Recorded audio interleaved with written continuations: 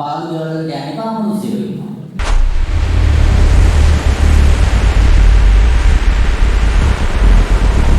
ඇත්ත. ඒ පාළු ගෙවල් වලට ගිහිල්ලා මිනිස්සුන්ට උණ ගත්තා. එක දිගට මාස ගාණක් වහලා තිබිච්ච ගේකට යනකොට කාමරයකට යනකොට ඕගොල්ලන්ට දැනෙන සුවඳ මොකක්ද? ඉස්සර මිනිස්සු ඔකට කිව්වා අමනුෂ්‍ය ගඳයි කියලා. අමනුෂ්‍ය ගඳයි. ඇයි? පාළු ගෙවල් වලට යන්නේ පාමුණුස්සයෝ ඉන්නවා. ඇත්ත. ඒ පාළු ගෙවල් වලට ගිහිල්ලා මිනිස්සුන්ට උණ ගත්තා.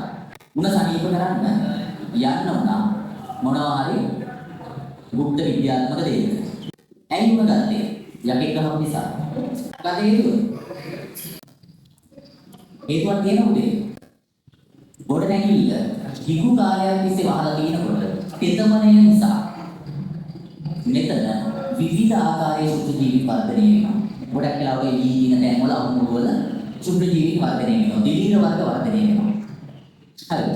අපි ඔය වහලා තියෙන ගොඩ නැගිල්ලට එකපාර ඇතුළු වෙච්ච ගමන් ඔය සුද්ධ ජීවීන් විසින් නිකුත් කරපු සමහර විසහිත වායු නාග්‍රහණය වෙනවා. සමහර වෙලාවට දිවීරවල බීජාණු ආග්‍රහණය වෙනවා. ඕක අපේ ශ්වසන පද්ධතියට ගියාම සමහර වෙලාවට ඕකෙන් අපිව ලෙඩ කරන්න උනක් හැදෙන්න පුළුවන්. තේරුණාද? ඒ නිසා ඉස්සර කාලේ ඉස්සරව ප්‍රශ්නයක් වුණා. ඇයි මේකට ගියාම විතරක් මේ මොන ගත්තේ? අසාමාන්‍ය කාමරයට ගියාම ගත්තේ නැහැ.